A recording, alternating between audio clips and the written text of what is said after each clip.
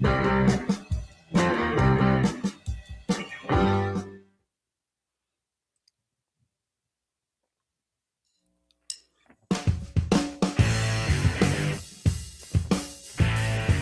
pleasant. Good morning, everybody. Welcome to a Thursday edition of the Defo Show. We'll have the trivia challenge coming up in just a few minutes here with one Dave Gurggles Gergely. We have Mike Lubie Lubitz, the handsome gentleman over there. And I have to give you a lot of credit, Lubie. It's been remarkable.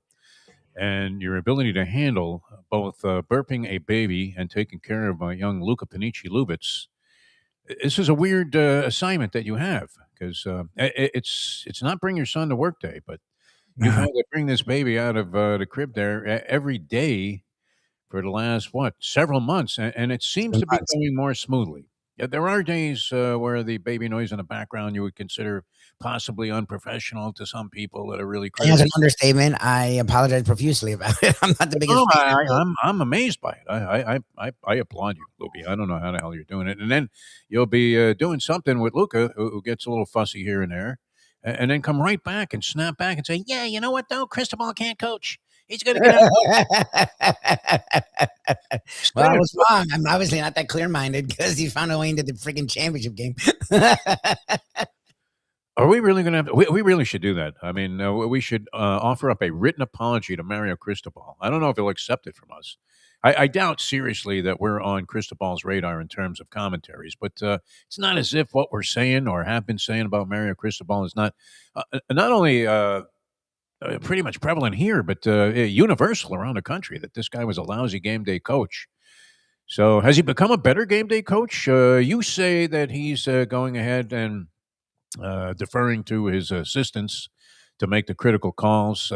He does appear to be a little more involved in terms of trying to emotionally inspire the team. He always had that McDaniel stunned look on his face, didn't he, in the past? He doesn't have that anymore. And here you are, you're one game away. Yeah, now where does this leave us? If the Miami Hurricanes lose this game, they probably reload somehow at quarterback. But who's going to be around to replace Carson Beck? I mean, it's been a nice little 2-year run there between Cam Ward and Carson Beck. Carson Beck was highly suspect by comparison to Ward, who really found himself in this Miami offense and was great. Very entertaining quarterback. I don't know that Beck was that, but he's been more than efficient enough to manage to keep the Hurricanes. Obviously, he's driven them into the championship game and probably playing his most efficient ball of the year with the turnover limits that he's suddenly put in place. I think he's had one pick in 6 games, something like that, which that's not bad, Libby. Earlier in the season, he was very much inclined to make that big error at the inappropriate time. Not that there's ever a good time to make a big mistake, but it helps a lot if you're leading 31-7 when you throw that pick 6, as opposed to being in a dead even ball game. He's really corrected a lot of that.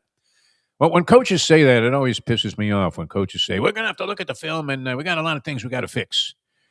And you're thinking, how are you going to fix it? Your players suck. Fix what? We got things we got to work on. We got to fix a lot of stuff. And it never gets fixed. But in this case, maybe some of it did. I don't. Is it appropriate to say that somehow they've gotten to Carson Beck, or maybe you should credit the player? Obviously, he's corrected a lot of his flaws, but he's played very well. Is this the game where it all implodes? That would be the other question, Libby. Well, that's my thing is he's played better. And when he has been pressured, he hasn't just turned it over, but he still hasn't looked good when he's been pressured. Their offensive line's done a good job at keeping him protected. Indiana's defensive front has not been. I mean, they've gone after every quarterback they played. Even in the games that they've been tight. Their defense did the job. Like the defense has gotten after every quarterback they've gotten after. So we'll see. Yes, Luke is trying to talk to. I like that he's trying to get an opinion in, and he's not afraid to just cut right over you. I'm not happy about that. Pull you out of your train of thought, which is great. We'll see if under immense pressure, Beck cannot turn it over, because that's the turnovers came because he's getting pressured a lot, and in the last 2 games he hasn't been. The offensive line's done an amazing job at keeping him clean. All right, Joe Beja weighing in here. Always good to hear from Joe. We'll be seeing Joe tomorrow out there at Gulfstream Park, which is getting more and more entrenched into championship meet mode. As you have, when is the Pegasus? Is that this week? The Pegasus Stakes. You would not be inclined to have the calendar in front of you. 2 weeks. I'll look it up. I think it's Couple of weeks. either Okay. next weekend or the weekend after. It's either next weekend or the weekend. It's closer to the end of January, from what I remember. I believe my horse of horses is going to be running in the Pegasus. Skippy Longstocking, named after my dog. Well, I mean, the horse was named without any knowledge of my dog being named Skippy. But and I'm sure how many Skippy dogs do you think there are in the universe of dogs? Even just in the United States alone, I'm sure there are numerous Skippies out there. But there's only one for me, and we're always my favorite thing to do at any racetrack is to be screaming, "Come on, Skippy! Come on, Skippy!" Because I've done that so many times when I was trying to get Skippy just to come down the stairs and go for his walk, especially in his old age when he's like, "Do I really have to go now?" Yeah, yeah, come on, Skip, we're going. That'd be the way to go. So, Joe, all excited. It looks like it's funny too, because what transpired in the late going yesterday? Harbaugh supposedly, John Harbaugh, finalizing a deal with the New York Giants. He had Yes. dinner at the ownership. I don't know if it was Tish and Mara or what combination of ownership it was. And yet, on the back page of my New York Post today, which is kind of yesterday's news tomorrow, if you get this so-called Bulldog edition that I'm getting, uh, they're saying not sayonara to Harbaugh, but that he was going to take other interviews and that this was far from a certainty that he was Yes. going to become the Giants head coach. And yet, ESPN late last night was reporting that essentially they're just working out the details of a contract, which Yes. I would imagine just involves a lot of zeros behind a big number for Harbaugh, and then a very generous allotment of capital for him to bring in his own assistants. Of the jobs that it seemed like, what was it really down to two positions that Harbaugh was thinking about? We don't know. I mean, I'm not a mind reader. Oh, no idea. I It don't know. seemed like the Titans and the Falcons were involved. I thought The the Dolphins, though, were the other team. No, never considered. I don't know. You hear it all over the place. It seems like the Dolphins weren't as considered as we thought they were. But I think they were in it. The Giants have the best young roster, I guess, of all the teams. My buddy Mike Jones, who's a Giants, I mean, this guy loves the Giants. He does a podcast on the Giants called The Big Gunner. And I've never seen a more optimistic fan about a team that won 4 games. Yeah. He really believes that they have the personnel to be good. I mean, look, Scatterbo comes back next year sometime. He was writing a pretty good story for himself this year. Everybody seems to love Jackson Dart. I don't know that I'm as in love with Jackson Dart as the rest of the world is. Showed promise, but and definitely a tough kid, but that may be Dwayne Wade like.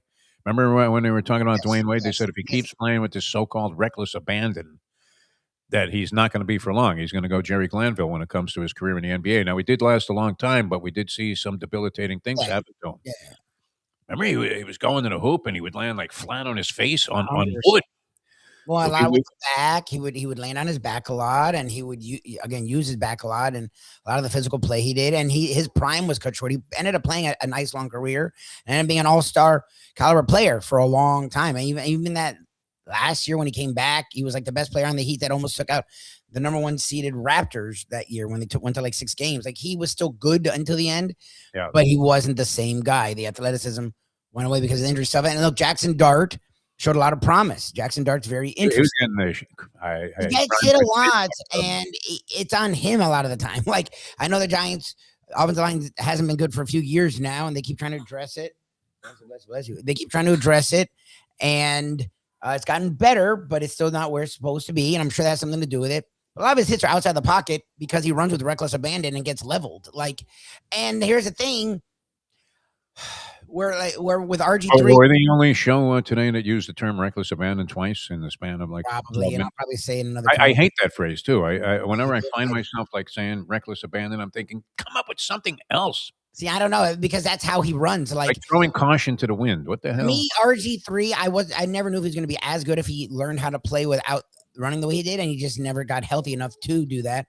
Jackson Dart, that's my fear with him, is like, he needs to learn how to run safer. He needs to learn how to be smarter, but will he then not be the same quarterback? So that's the thing. I don't look. Everyone's claiming because well, look at the other teams. They don't have any quarterback. So yes, Jackson Dart is an interesting quarterback. General consensus is that the Giants have their quarterback. The Giant, yeah, that's a consensus. We'll see. That even It's if they still had the number one pick when they were only had 2 wins and they were right there with they the drafted Raiders one. before they Yeah. lost or they beat the Raiders, which loses out in the race for number one, which now looms as an even larger consideration because of the fact that number two, when Dante Moore blew a gasket there in that game against Indiana and looked horrendous, decided to go back to school instead of I don't know if you were going to be drafted by the New York Jets. I would think the Jets are dumb enough to take a look at that game and just ignore it and say, "Well, that was an aberration." But that threw the draft into a much different circumstance because now you don't necessarily have quarterbacks that are going to go 1-2. I don't know who would you rate? Is it Simpson? Is he the next best guy Yeah, he's behind gonna himself? be the next best guy. I don't understand this thing. Look, I get you have to have ratings of quarterbacks every year. Like there has to be a one, a two, a three, a four. But we've had years where there were crappy quarterbacks, so they didn't draft quarterbacks high. Like the last few years, they've gotten into this thing where it's like, well, even if the quarterback sucks, we have to take him one. No, you don't. Like Mendoza's really a late first round, second round guy. You believe that? Yeah. You don't have to take him one. You don't think Fernando Mendoza is the number I one don't know what to do clear with cut him. Like he's played so much better, but he's also 28. Like he's pick? 23. He's been starting for But four was years. Wanky younger than Mendoza when he left college? Chris No, Wanky. no, Wanky was 28, 29. He's only like 23, but he's been starting a long time, which is amazing. And it makes him a guy that I think will be good in the pro. It makes him a guy I think will be good in the pros. But I don't know if he's a first overall pick. Like he's played really well this season. He's also Incredible accuracy on his passes. well, no, and he's played the way he's playing He's now thrown is 5 incompletions, 8 touchdown passes. yeah, and In the he doesn't just throw dink and dunks. Like he challenges himself. Like he's a really good quarterback. I think he's a first round pick. I don't know if he's a top 5 guy. And then after that, it falls off a cliff. Like Ty Simpson to me is like a second, third round guy that you're going to force into the top 10 now. Like just because you need a quarterback doesn't mean you force a quarterback. Like that's the one of the and I get it. The contracts are not the Sam Bradford level, but they've come back up a lot, and it's still some guaranteed money, and it's still like I don't know. It's to me just because like their quarterback's there, then you have to force draft them. Yes, Simpson's going to be the second guy now, and Simpson's probably going to go top 10. And that's why UM had no shot because that money is way bigger than NIL money. But I don't know if he's a guy that I wouldn't want him in the top 10. People talk about the Dolphins drafting at 11. I wouldn't want to draft him at 11. I'll tell you that right now. With all the holes the Dolphins have, I would not want to draft Ty Simpson at 11. Oh, yeah, that's an interesting thing too. I was mistaken about this apparently, and I don't know why I believe that Harbaugh would give serious consideration. Yeah, you had the Stephen Ross ties with Jim Harbaugh. I don't know how influential that would be on his brother John, but there seems to be a pretty tight knit line of thinking among the Harbaughs, including the father, when it comes to their approach to how they do their business. John Harbaugh, what of the 9 openings that there are right now, could he take his pick anything but Baltimore? And it would be kind of weird. I guess Steve Bisciotti, the owner of the Ravens, addressed the idea that they were going to pick up Mike Tomlin, who resigned. We didn't even barely mention that yesterday. Did we even mention that on the program, Lubie? Did we go an entire hour? We were talking about that whole Supreme Court thing and the transgender stuff. Maybe got a little bit carried away with that because there is no definitive conclusion to it. I don't know when the ruling is coming forward, but I would imagine they're going to rule in favor of the states that have issued that ban and preserve their right to go ahead and do what they want with their high school and college teams. With regard to that issue, which is a thorny issue in the sense that you hate to see anybody deprived of any opportunity, but at the same time, as we were discussing yesterday, there are certain decisions that you make in your life that come with unfortunate sacrifices, and that just might be one of them for males transgendering into females, that they lose their ability to play high school sports, college sports as females, which is weird. And like I said, you don't. There isn't even an issue about females who have. Here we go again on the transgender thing. Talk about going down a I usually sordid get path with honestly. no I answers. don't have really that strong of an opinion. Why I do they hate to even be bring a this mean, up? but whatever. If they did let dude, girls, whatever you call, I guess women who were once men play with There are women, women that play in men's I sports. wouldn't actually care. Like to Yeah. me, I don't think this is that big of a deal. I don't think it's equal. I don't think it's fair. So I understand not letting them do it. But if they did, I'm not going to lie, I wouldn't care. I'd go back to bitching about the Dolphins coaching search. FSU sucks. And I don't know what the Heat are doing with this John Morant stuff. Like, that's where my attention would be regardless. Like, I don't think I honestly think it's like less than 1%. Like, it's not an actual issue. Right. It's not. Like, It's not affecting 50% of the people that are it's involved. not a big friggin' deal. It's really Women playing in men's sports. What do you have? You had a couple of female kickers on college teams. they Did you tried. not? Yes, they tried. Yeah, they'd love to be able to play men's football. It doesn't work. You don't see a lot of women running. I've seen, there are women that are capable of playing with guys. You go out recreationally every now and then. There'll be, I don't want to say a chick, but be out there getting ready to run full, and you didn't mind having that there were women that you would prefer having on your team to some of the guys, right? 100%. The typical fat kid in the corner that's shooting the jump shot, and you're going, no, not even a jumper, just a set shot out of the corner. And you're like, no, boom, and somehow it banks off the rim and goes in. But anyway, yeah, all right. So I thought Harbaugh. Just getting back to this, finish this thought on Harbaugh. I thought Harbaugh was considering the Dolphins and the Giants, that those were the two teams that were front runners. We're getting all As kinds last of week, messages here. as this week rolled, when they went with the GM, the VP of scouting or personnel from the Packers, Sullivan, it didn't remove them from it, but it showed them that people like me were wrong, that they clearly were not just going all in on Harbaugh.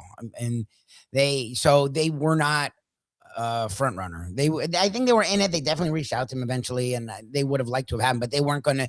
They wanted the GM, and they wanted him to be able to pick who he wants, and it wasn't we have to get a Harbaugh situation. So go for the Giants. They got their guy. They, I guess, are a little bit ahead. Supposedly what it's going to be. Where the Heat are. The Heat. They're ahead of where the Dolphins are. Like, the Dolphins don't have a quarterback. They don't have a Malik Neighbors. The offensive line. Patrick Paul is a nice. Yeah, I mean, if you're coming in as a Dolphins head coach, what do you do? Are you really going to stick with Quinn Ewers? No. You go with the younger. I mean, you're going to keep Tua on the bench the whole year. He's not even going to get another shot, Lubie. I don't know what you do with Tua. Is the book and the door closed on Tua Tagovailoa as a Dolphins quarterback? You would think so, but don't they have to get him off the roster? I know they can't. They're snookered. If you're stuck with this guy for $50 million, don't you throw him out there? Do you not have a better chance of winning with Tua than you do Quinn Ewers at this stage? You're talking to the wrong guy. I'm thinking practically. To me, you're going to pay Tua regardless. If you have him or if you waive him, then why not have him on the roster? I get the thing of, well, then it's a distraction. Well, it shouldn't be. Don't let it be. I don't know what to tell you. Like, you need as much quarterbacks on a roster as possible. You're paying the guy no matter what. To get rid of him, pay him, and then go get another veteran guy to pay them to do what Tua's going to do is dumb to me. I would draft a quarterback. I would keep Ewers. I would probably bring in a veteran and keep Tua, and then just let them all duke it out. But again, the GM's going to have the say in that, and then he's going to Tyrod Taylor being coach, being quarterback. And he's always the answer. That's my thing. If you're going to go pay a Tyrod Taylor, then why not pay Tua? I don't. That's the thing I don't understand. Always one of those guys. Huntley, Taylor. Mm-hmm.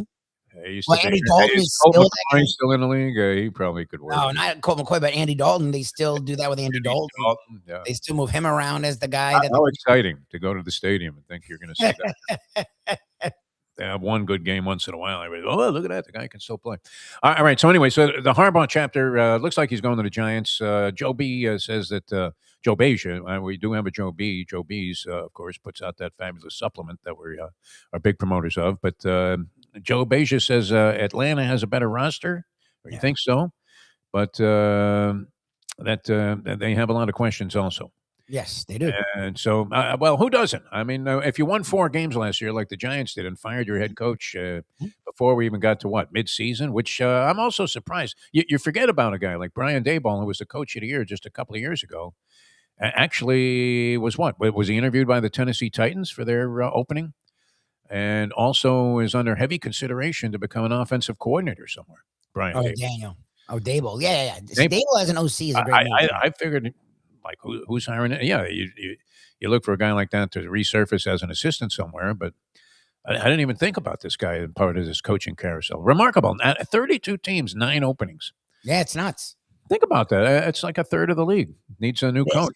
It literally is. Yes, it's more than a quarter. Does that speak to the value of having a good coach, or that the head coach is somewhat irrelevant because it's just an interchangeable part? What do you think? It speaks to the fact that we had guys like Ben Johnson and Liam Cohen have the success they had in year 1.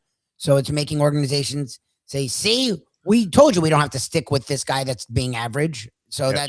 that's what it is. It's There are always at least an equal or greater number of failures, though, from 100%. coordinators. I mean, look, you could look at Aaron Glenn. What happened there?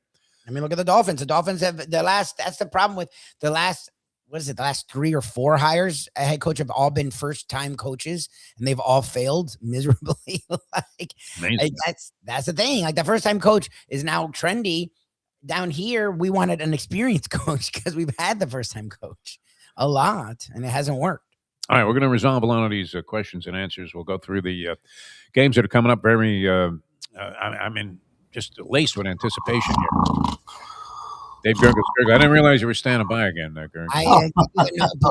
You know what happened? My little private chat doesn't come up unless I punch it, and there was nothing on there. It used to pop up. I don't know what happened. They switched the goddamn format, so now it's a pain in the ass, and There- you don't notice it right away. So I brought him on. So anyone who uses the term reckless abandon is obviously has delusions of grandeur. Yeah. Yeah, that way. Rudy Pacheco got on me one day in the middle of calling a boxing match because I was using the phrase, and sometimes, look, you're just stuck and it pops into your head. And I was talking about throwing caution to the wind, and he said, "That's a meaningless phrase, you know. And by the way, the guy's he's being counted out as you speak, you idiot." He wasn't afraid to just call you out on using stupid language. And I think the greatest transgender was when they were trying to create a new category at Wimbledon for mixed singles for Renee Richards, but they never came to be. Well, now, am I wrong about this, Gurggles? Because Lubie probably wasn't following his story as closely, but wasn't Renee Richards, when she was playing professional tennis as a woman after being Dr. Richard Raskin throughout most of her life, and being a somewhat accomplished tennis player as a guy, wasn't she sort of accepted by the women's tennis players as, okay? They didn't complain. They didn't complain. Matter of fact, she wrote a book. Didn't she write a book called Tennis Without Balls? With Balls. Something like that. Yeah. No, that was a joke, Gurggles. Oh, it was? Okay. I don't know. The Polyman wouldn't even use that one. All right. We have Dave Gurggles. We're going to do the trivia challenge. That's brought to you by Perdomo Cigars, and always a great job. You can dial us up if you want to play at 954-417-0070, 954-417-0070, and we'll get into it. I don't believe we have any prize package again today, Lubie, so you're playing strictly for the distinction. I have some certificates that should still be eligible. I'm reluctant to send people into a place that's after this month. I don't know, so I just feel bad offering up stuff to people that I don't know if they can use. I'm not gonna lie. I would say send them into Landlubbers with a gift certificate for an office chair from Landy. That would confuse everybody. We have a $50 gift certificate to Tony's Casinopolis, one of my all-time favorite Miami restaurants. Been closed, shuttered for about 40 years, and so we'll send you in there.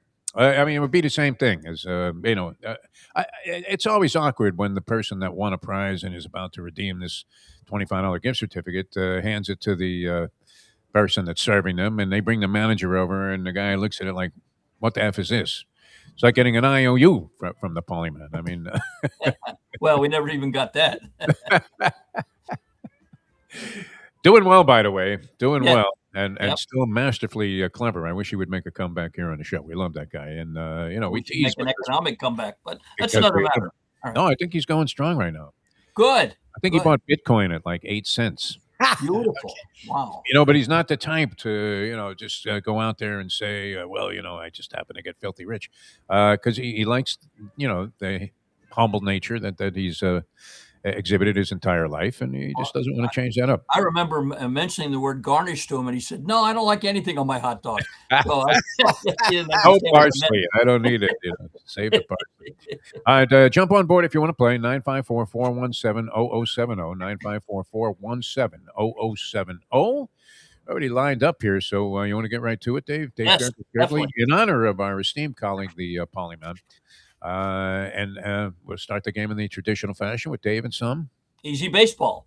This promoter and owner of both the White Sox and the Cubs on Game Knowledge said, I've discovered in 20 years of moving around the ballpark that the knowledge of the game is usually in inverse proportion to the price of the seats. Bill Beck, Tony Kubek, Johnny Paycheck, or John Beck? I got to roll a random phone scrambler here. and this is particularly entertaining to Luka Lubitz. You notice no fussiness while the scrambler is in action. He loves the sound of the thing. And we do too, because it landed on Mike. Mike, you're up first here on the Trivia Challenge. Good morning, Mike.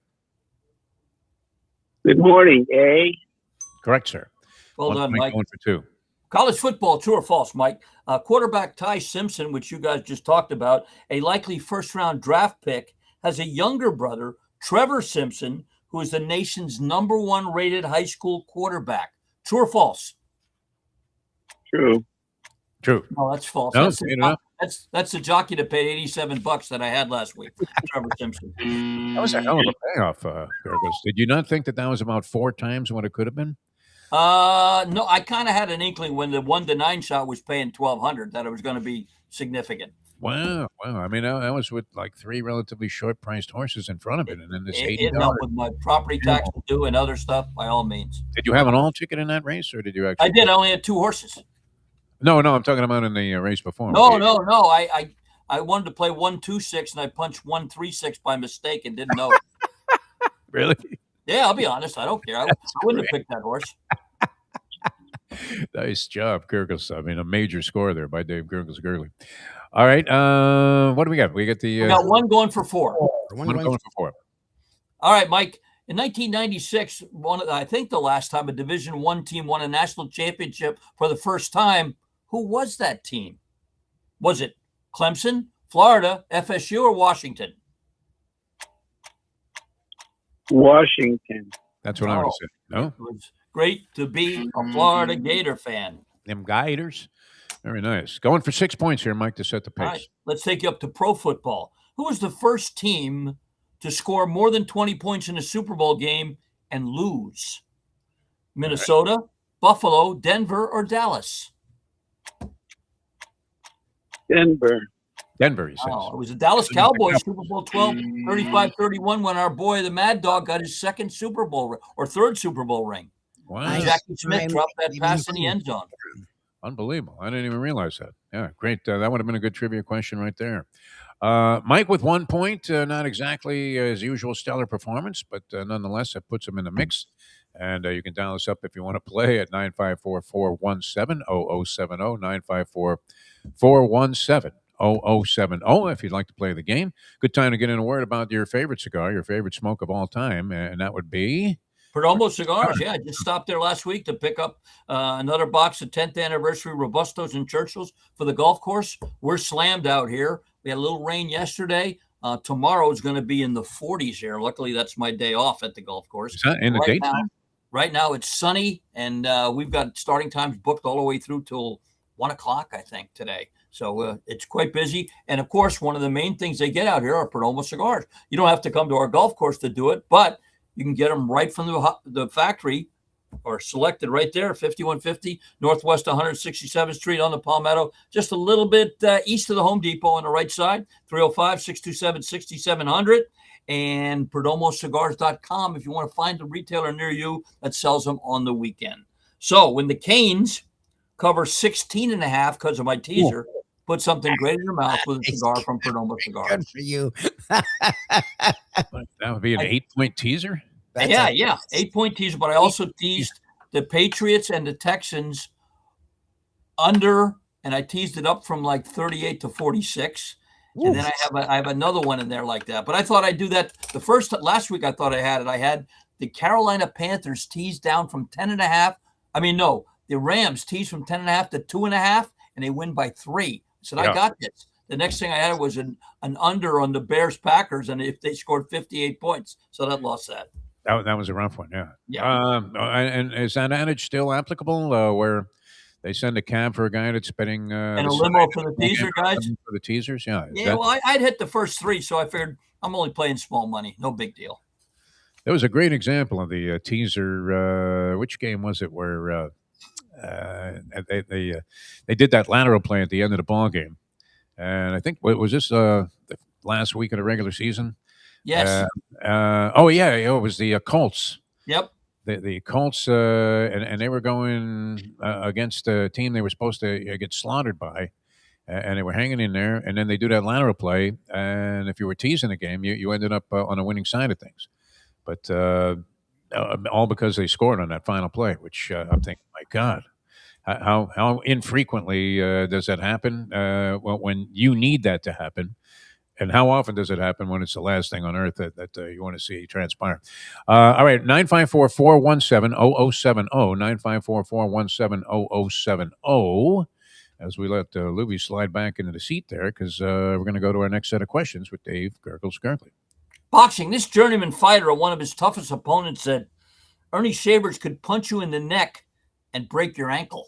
And that was our old buddy. Randall Tex Cobb, Tex Antoine Walker, or Chet the Jet Walker.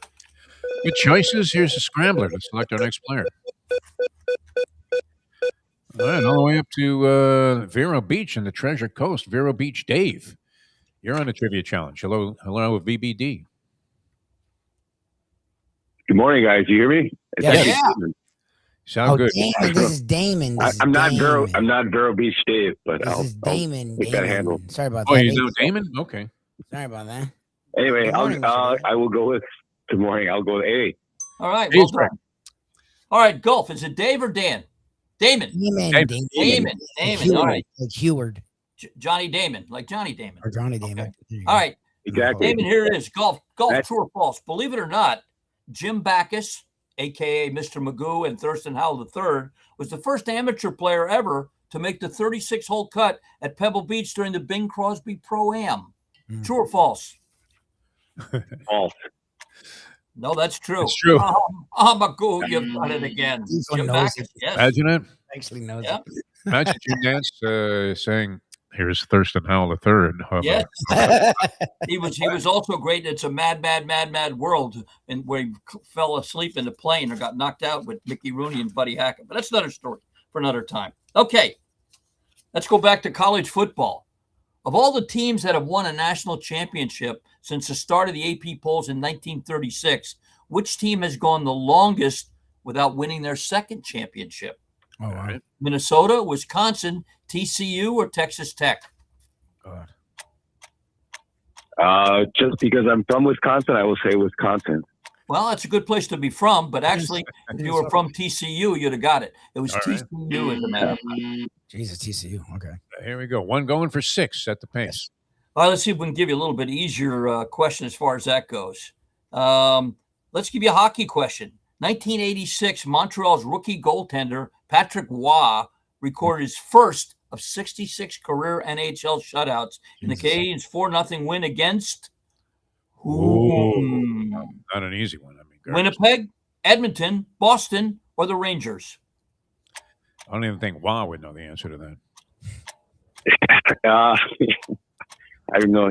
He doesn't even know how to pronounce his own name. I'll go with Winnipeg. Yes. The Jets. Correct. Of course he Well gets it. done, Damon. I knew you knew your hockey. You'll be in the finals, Damon. Hang around and we'll That's get like you on. being All right. happy you had a fat finger and ended up hitting the 3 instead of the 2 for several dimes. All right, Dave, it looks like he's earned his spot in the final there. He's Good. in that John Harbaugh leverage seat right now where he's got a commanding grip on a trip to the final. So we'll play another one and then go there. 954-417-0070, 954-417-0070, if you'd like to join us here on the phone lines. And so now the daytime temperature is supposed to be in the 40s, were you saying? Yeah, tomorrow the highs, the lowest will be 45 in the morning. Oh, okay. But it's going to warm up to the usual 80. It's going to get up to 65 or something. Perfect golf weather. Yeah, oh, yeah. And same thing Monday for the game. It's supposed to be 68 during the day and close to 50 game time. I don't know if that's advantageous for the I don't Hurricanes. think it's an advantage to either team as far as that goes. How big do you think the home field advantage is, if at all? Well, I think Indiana, I think if they would have played Oregon, it would have been huge. But I think Indiana's going to travel like crazy. These The whole Midwesterners state's have that money under their mattress waiting to spend it, and a chance like this, I think it'll be 60-40. If you went to sports bars or 49th Street in Hialeah with pots and pans, it's all Canes. But as far as the stadium and shelling out the dough, I think it's going to be pretty close. Is that the most outrageous parking fee you've ever seen? Supposedly Wow. $750 to park Is that amazing? in one of the stadiums. I would just go to the Calder, put $2 in the slot machine, and then walk over. That's what was suggested by many people who are addressing this question on social media, saying go to Calder and walk over. Now, that's a longer walk than you would anticipate, Dave Gurggles. Yeah, but I've done it. I've done that. Yeah. Yeah. You know what? If you figured that would probably be if it's a mile, so that's It looks like more than a mile to me. all right. Call it 2 I'll miles. tell you how I know this because there were a couple of times that I was doing the pregame show and I had a little time between that and my first activity. And I think I attempted to walk to Calder because there was a horse that I loved, and I'd scalped some tickets by the turnpike. So I had a pocket full of cash.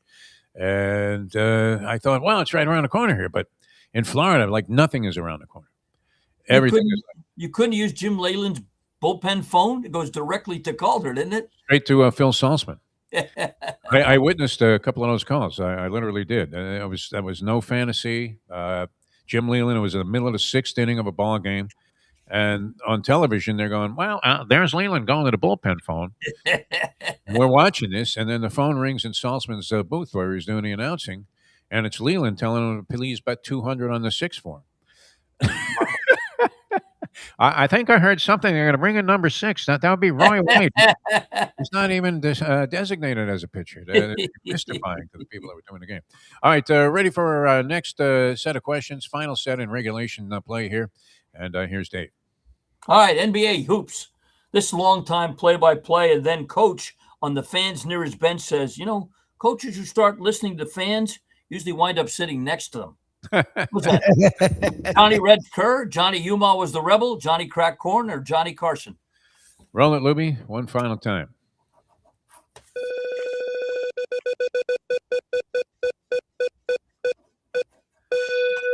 Oh, beautiful. I may even be seeing this man tonight. Andy Man, you're on the trivia challenge. Come on. Brother, hey, the prize is 0 today?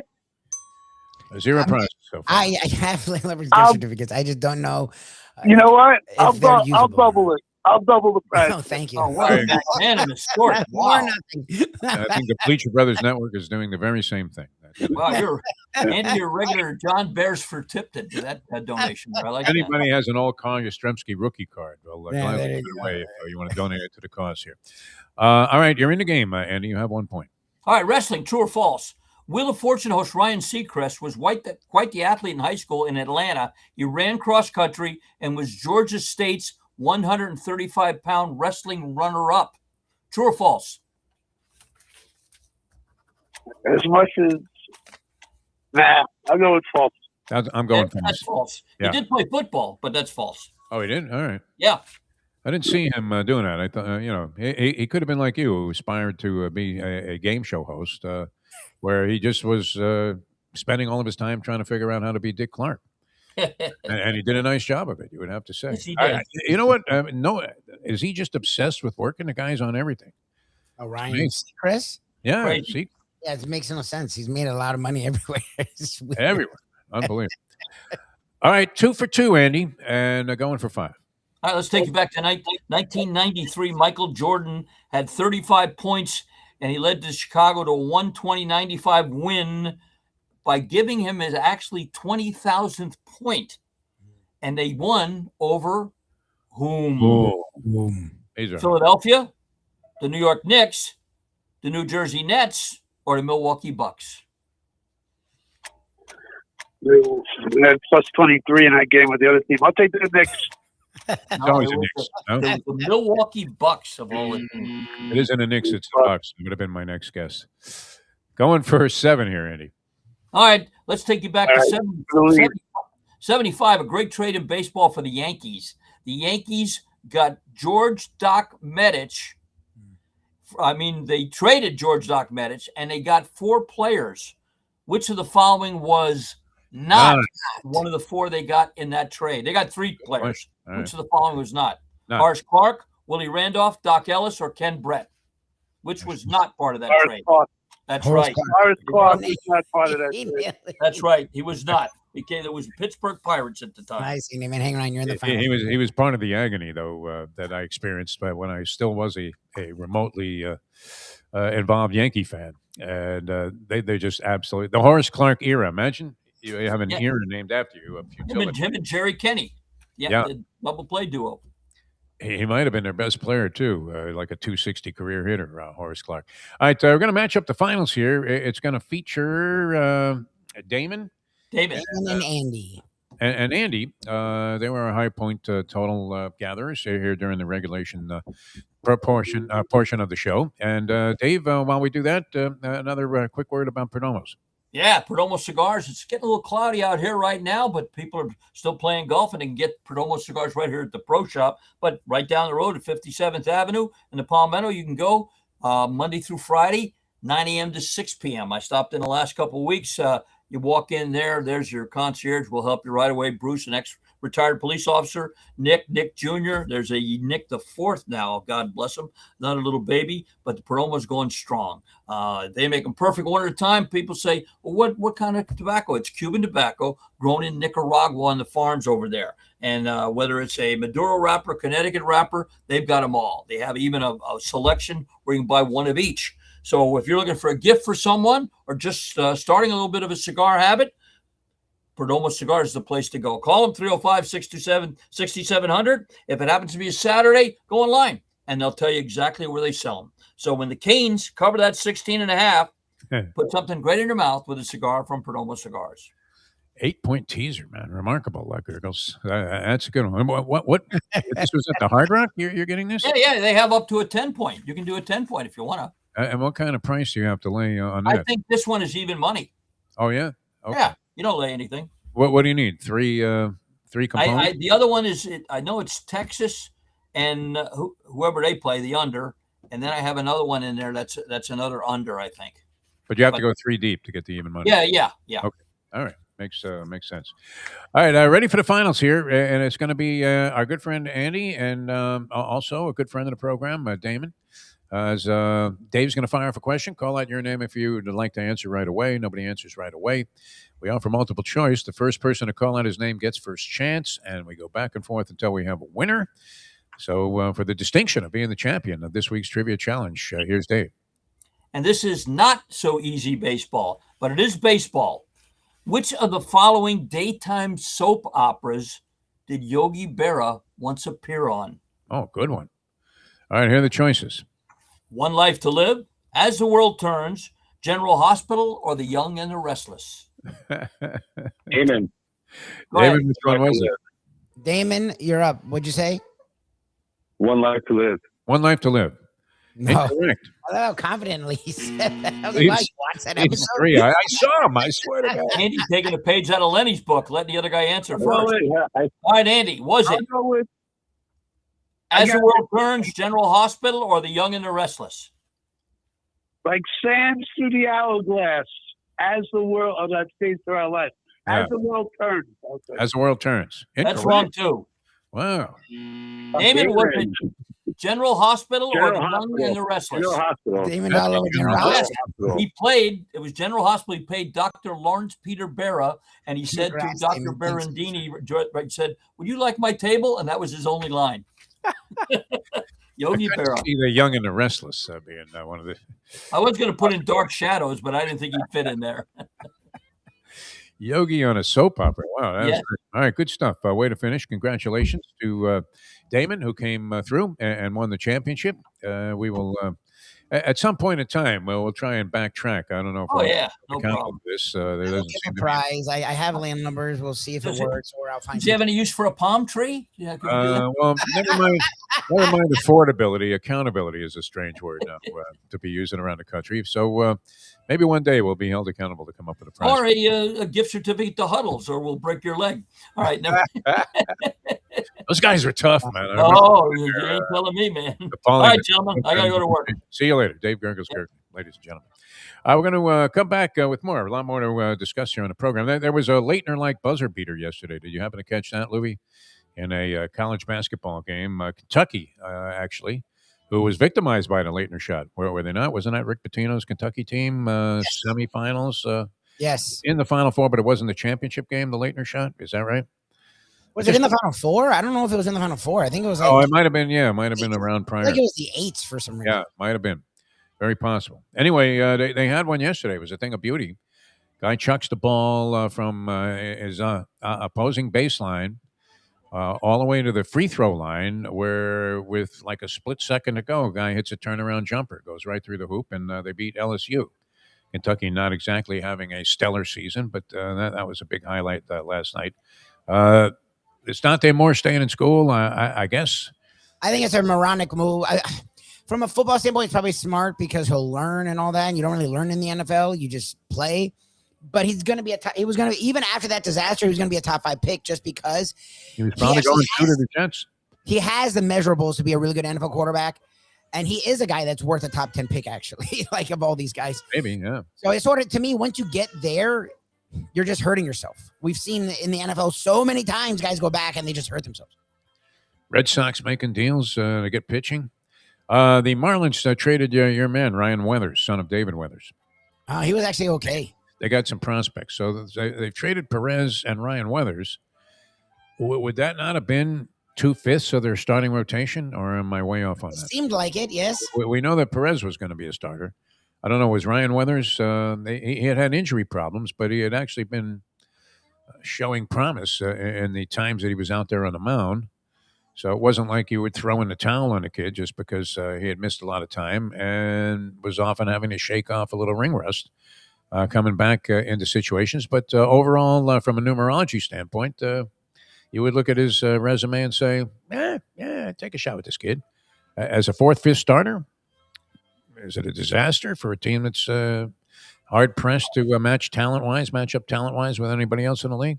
What are we doing? How many prospects do we have? I mean, I don't know. There's going to be some organization in about 7 years, Lubie. I know they made some moves that worked last year, so I'm trying to not do what we did last year and slam Bendix, because they did end up going on a really good run, and they did make last season a lot of fun. Bendix made fools of us, much like Mario Cristobal is about to. Exactly. So I'm trying to withhold. I have not been critical of Cristobal, so I'm going to try and withhold judgment on Bendix, because they have actually made moves for position players that did work.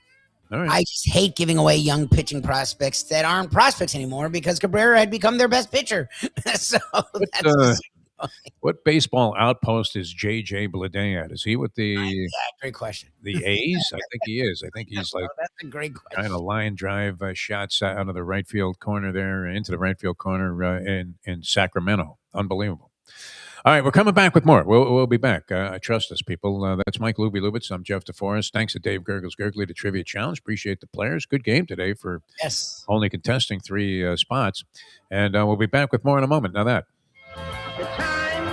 I was going to play. It's 8:50. Hey, folks, Tony Segreto here. Let me ask you a question. What do you look for when you go out to eat? Good food, obviously, friendly atmosphere, not too loud, but good energy, reasonable prices, and a place where you feel comfortable. All those ingredients, no pun meant there, are hard to find unless you're talking about the Texas Roadhouse. You see, they encompass all of those attributes. Really, really good food, amazing atmosphere, good for a family, good for a date, or just a night out for yourself, and prices that will make you extremely happy. Their ribs, unmatched. Steaks, hand-cut every day. Everything, and I mean everything, is made on site, including their incredible bread. It's the one day, folks, that you can forget about low-carb diets.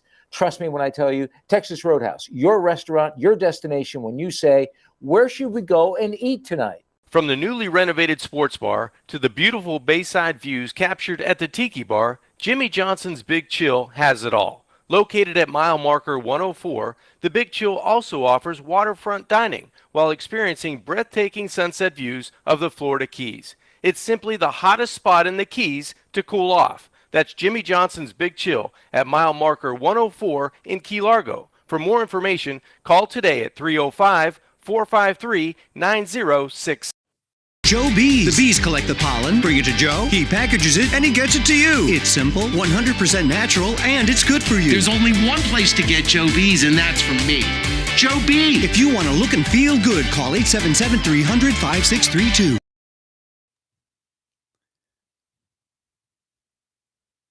Yeah, I'm sorry, I couldn't get your question. You were a coach that you coached all kinds of teams. You had teams that... Hey, say it in English. That got it? Enjoy your trip to work with lots of laughs, thanks to Defo and Lubie. Now on the Defo Show.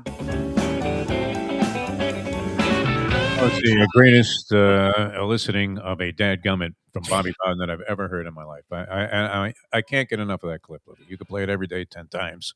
and I will love it every time. Not because you were sort of being called to the carpet there for maybe speaking a bit quickly in your excitement and exuberance, but because it was Bobby Bowden saying, I mean, like a sarcastic dad coming. That's sarcasm to it. Like, come on, kid. You sound like you understand. Stand corrected here. I don't know why I was obsessed with Perez. It wasn't Perez. It was Cabrera that was traded to the Cubs, right? Well, I know what you meant. So, yes, No. the guy that was their best pitcher. Yuri Perez, I know, has been interesting, but Cabrera became very consistent. Cabrera was good. Yeah, no doubt about it. And Weathers had potential. So we don't know who's going to be pitching for this club. And we were thinking that nobody really gives a flying one. I don't know that inspired anybody, what the Marlins did last season, Lubie. Are you sensing that because they make virtually no noise in the offseason? Now, is this about to explode? And our entire negative usual diatribes about the Marlins' irrelevance to the South Florida sporting community and baseball in general? I mean, you don't hear anybody talking about Bruce Sherman at this point and what the team is or is not doing. Do you run across anybody that ever mentions to you, even knowing and recognizing you and saying, you're Mike Lubie Lubitz, you're that sports guy? And then you get the following almost obligatory sports question. Hey, you think the Marlins can do it this year? Does anybody ever say that to you, Lubie? Oh, no. They and used you're to. all over the place, too. Yeah. They used to. You don't hear about the Marlins at all. I mean, you talk about it. Indifference has settled in so much. It's weird because the Panthers are actually good, and people still don't do it about the Panthers. No. They won back-to-back Stanley Cups, and do you see people running around town in Panther jerseys? No. With the little Stanley Cups on their head? No. Now they at least get consistent attendance. We used to make fun of the fact that it'd be empty. It's never empty anymore, so that's good. But no, people still don't talk Panthers, but no one talks Marlins. I mean, Dolphins, they're starting to talk a little Canes, that's the other thing. The Canes are in the championship game, and I barely hear it. Are the Dolphins just in a pathetically impossible situation in terms of giving rise to hope that they will be championship material anytime in the near future? No coach, all right, and is it possible? I would be a big advocate of this. I just love to see him sign Chris Shula and give this guy his shot. Well, if you're going to go the defensive route, that's where I would go because he's done a really good job with the Rams. The Rams had become an offensive team, and the defense had sort of fallen off after Aaron Donald. They did a good job in the draft, and he's done a good job turning it around. Young dude. Other organizations did interview him, and the Shula thing is a cool story. I mean, it just is. I'd like to have him bring on Mike Shula as his offensive coordinator. I mean, I want David Shula in charge of catering at the stadium. I don't want. Yeah. Oh, okay. Yeah. That's. Are there any other Shulas that we could put on the roster? I'm going Shula all the way. I want everybody to start right now. Go ahead and close your eyes and start chanting Shula, Shula, Shula. I think Shula all the time. Even if it doesn't work, I'm okay with it. I would just love the whole story. That we would have something every day to reflect on here, Lubie. Could Chris Shula possibly even come close? Now, nobody's going to duplicate what Don Shula's done because nobody's won as many games, not even Belichick, for God's sake. Oh, no. Belichick gave up. Belichick. Yeah. Or no one wants him, I guess. No one wanted Belichick, I guess. Kind of pooped his pants at North Carolina so far, didn't he? Oh, yeah. It's a disaster. So you're asking yourself, would he have been successful in the pros? What represents success in the pros anymore? Where a Mike Tomlin has to step down. The Rooneys, they seem to conduct themselves with such dignity and reserve compared to most owners who are ready to go ahead and put anybody's contract in the shredder after they go 0-2 to start the season. The Rooneys are to be respected for that, no? And they did go ahead and fulfill their own rule. Had they not hired Mike Tomlin, a black head coach, at the time that they did, when the Rooney Rule was first gathering steam as a concept, and I guess it had been instituted, could they have ever faced the general public again? Not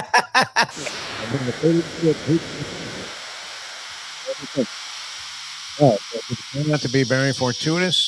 First 5 years, Tomlin took off like a rocket, and yet I would say this: I don't know what to make of Tomlin as an offensive coach. I don't know. How do you feel about that? Well, they never threw a quarterback. I don't know how much of that's on Tomlin or the personnel people. Roethlisberger, I mean, wasn't bad. No. Roethlisberger was a Hall of Famer. I'm saying after, again, with Roethlisberger, they won. They won Super Bowls. They were contending for the AFC every year. The last 2 Super Bowls and won one of them in the first 5 years of his tenure. 6 years or so, like ever since Roethlisberger's been gone, they've tried to make it up and get another quarterback, and they just haven't been able to do it. Yeah. I don't know if that's Tomlin. I don't know who that's to blame, but that's why. Can we define his coaching style, though? I mean, after 19 years of watching, I think he's great. Yeah, I do.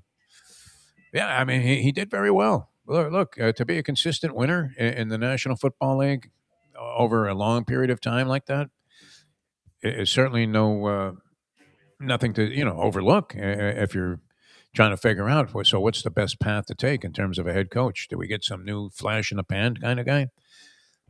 Ben Johnson probably, if he wanted to, could name any of those 9 jobs himself after the job he did. Oh, yeah. Well, and even before the Bears. But now what he's done there, he can do whatever the hell he wants. And yet you don't know if he's going to be able to sustain it past year 2 or even into year 2. You just never know. We've seen crazier things happen. 100%. So because there's no certainty, here's my conclusion on this whole Chris Shula thing to the Dolphins. Because there's no certainty, I mean, we've had times where we felt so assured that the move that was made was the right move. The most glaring example, Lubie, being us being sucked in by that outrageously unqualified rhetoric by those Denver radio guys. We were in Houston, Texas for the Final Four, our only time ever attending a Final Four radio row, which was a new concept. And Lubie and I were fortunate enough to get the invitation because I would have to say, among my sporting experiences, that was among my favorite, Lubie. In that small room there with all these coaches, and the coaches were just mesmerizingly. Most coaches with coach speak are boring as all hell. No, that was one of the coolest things because of what you're probably about to say. Like to see coaches not do that was really cool. Every guy was fascinating in his own right, was he not? Oh yeah, no, we did it. We were just even Leonard. And it was on a weekend. Leonard Hamilton. Days. I don't even know if we used all the interview. It just was, we did it live, but like a lot of the stuff we did, hoping we could air it again. And then I don't know if we did or not. It was in there at 6 a.m. It was entertaining. It was just really entertaining. Like the coaches, and they were at our disposal, and they would come and they would give us as much time as we wanted. And they were just very engaging, and none of them did coach speak. There was not any coach speak for like 2 or 3 days. It was, and we interviewed like 15 to 20 coaches. It was really It was a really cool experience. Like college basketball coaches or something else. I mean, that's why we've had Larry on for years, because they are willing to talk about that's why we like Partridge. Oh, did you see Partridge is now the defensive line coach at Notre Dame? I saw this. Yeah, I saw. And I reached out to him, and I want to see if we can get him on. Wow. Like, I mean, he's already in Indiana, so I guess it makes sense. It's just interesting. Do I have to change? I don't know. My opinion of Notre Dame now. How do I root against them with every emotional fiber in my being? I don't know. I meant to tell him that. We hate Notre Dame. And you got a friend as a coach. Oh my God! Wow. Yeah, that was a good experience, especially when we were mistaken for Syracuse assistant coaches when we were standing there on the side of the court. And and we're watching Villanova just making these remarkable shots in warmups. Well, it wasn't North Carolina. Who they didn't Villanova bowl over Oklahoma? Yes, in the first Villanova. Game? Was that who slaughtered Oklahoma? Someone. Oh, and North Carolina played Syracuse. Beat the crap out of Syracuse. Yeah, North Carolina beat the crap out of Syracuse. Villanova beat the crap out of Oklahoma, and then they had one of the greatest championship games ever. Villanova and North Carolina. Oklahoma had Buddy Hield, who didn't do anything in the game. It literally looked like the wind was blowing at one side of the arena when you were watching the two teams warm up. Villanova's making everything, and Oklahoma, who I think, were they not favored? Villanova wasn't supposed to win that, were they? I would imagine they were underdogs to North Carolina in the championship game also. That was a great play to end the ball game, much like this thing last night that took place in the Kentucky LSU game. If you get a chance, Lubie, it's always a thing of beauty when a guy heaves one all 3/4 of the court, and all there is time to catch and shoot it. Christian Laettner actually made a little move. Did you see that? Before he took the shot, it wasn't just catch and shoot or hoisting it while he was trying to catch it and in the same motion shoot the ball.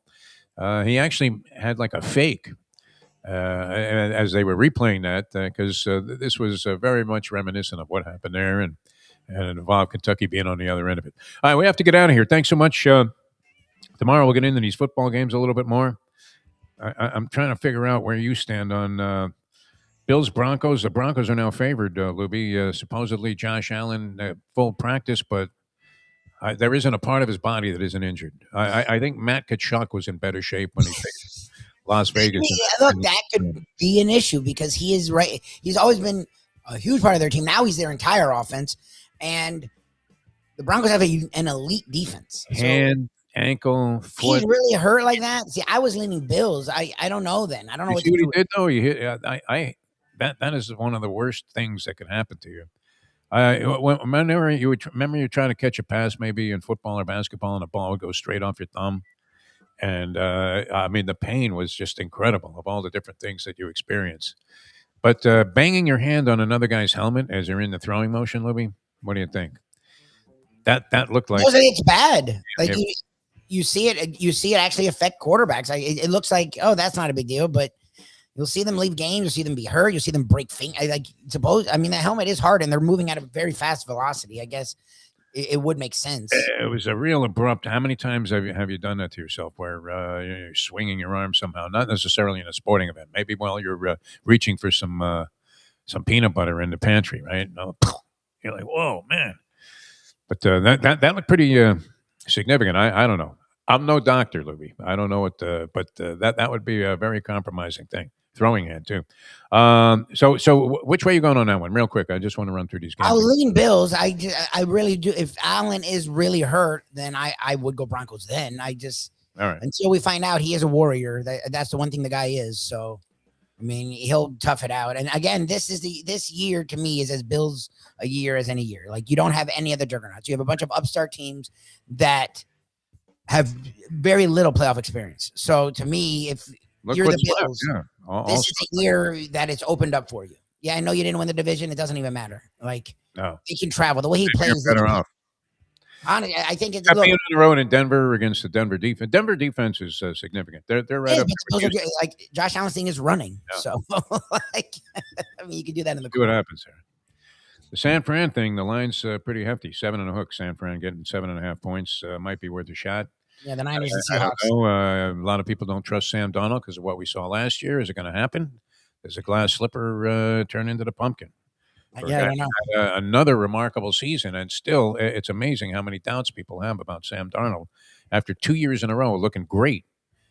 But he did the pratfall at the end of last year with Minnesota, and they decided they would be better off with J.J. McCarthy. Imagine that. Oof. How does that guy have a job? Yeah. Houston, New England's an interesting matchup because I think people have underestimated New England, and yet, as you say, Louie, they're unproven in this kind of spot. Yes. Is Houston more accountable? I mean, credible here? Their defense is as good as any, you would have to say, that we've seen this year. Their defense reminds you a little bit of what Detroit's defense was before they became decimated by injuries for the last couple of seasons. New England, not bad, though, defensively. I mean, they just shut down the Chargers. That's the thing is I'm not trying to slight the Patriots. They have a good defense, and their offense is vastly better at this point than the Texans. Stroud just fumbled it 5 times. Yeah. But for some reason, the Texans' defense, to me, I feel like will get after May, and I think the Texans will win. That's what I feel. We'll see how. No, I mean Stroud is not the same dude, but I just think the Texans' defense will be more than enough. Yes, the Patriots' defense is good. It's not as good as the Texans. So I think the Texans home field, and they're 3-point favorites in this ball game. And then finally, most people, I guess, are assuming the Rams are going to beat the Chicago Bears, who certainly have some Cinderella aspects to their season results. Where I mean, they've come from impossible situations and won almost in half of their games. So do they just have something going, some kind of chutzpah that keeps them going even when they seem to be in the most dire of straits? And a Rams team that had to rally from the grave to knock off what most people thought was a real weak entry, the Carolina Panthers, who had to be like 50-1 before the playoffs to win it all. All right, what are you thinking there? I think you're going with the general public, Lubie. I think Rams. The Rams have been the team I've kept an eye on for the NFC this whole time. So again, when they almost lost last week, I was like, oh, okay. And yes, struggling with the Panthers is not the dream, but I don't know. I think they rebound. And I feel like the Rams with McVay will get it together this year. Because again, the NFC is sort of wide open. Like the Eagles aren't scary. The Lions aren't even in the playoffs. Like all these teams that we had going into the year that we really thought would do something. Like the Seahawks are a good team. They are a 1 seed. They're not scary. So I don't know. I think the Rams with the better quarterback, probably the best quarterback left in the NFC playoff picture, and the best coach. He's won a Super Bowl. He's been to 2. Yeah. So I lean the Rams, and we'll see. All right. McVay compared to McDaniel. All right, we'll leave you on that note. You guys think about that for 24 hours, and we'll be back. Or 23. We'll be back tomorrow, 8:00. Professor, join us. A little big board. Thanks to Dave for being with us. Thanks to you guys for taking part in the program. All the chat line comments very, very much on point today. For Mike Lubie Lubitz and a little bit of a fussy Luka Lubitz today. Upset about the Dolphins coaching situation. Did I hear him say at one point, Shula? I Yes, think he did. And I have to quiet him down because it hasn't happened yet. Spreading irrelevant rumors here. Let it happen first. Jeez, little one. Blame it on the kid. I'm Jeff DeForest. We'll see you next time as we leave you know that. The time. 9:08.